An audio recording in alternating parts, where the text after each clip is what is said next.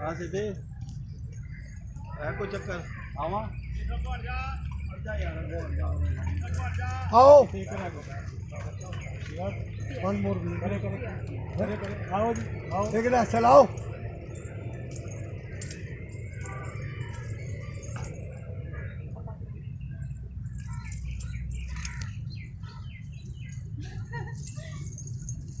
कालू सानू टाइम नाल मिलिया कर रोज रोज साडे कोलों इन्ना इंतजार नहीं करता मुझे पता है कालू की कदम कदम से दुश्मनी ते कालू हर वक्त खबरदार रहता बेखबर थे असली नहीं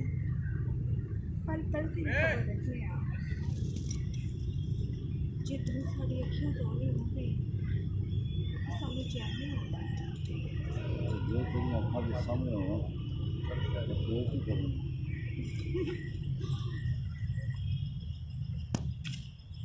अच्छा काल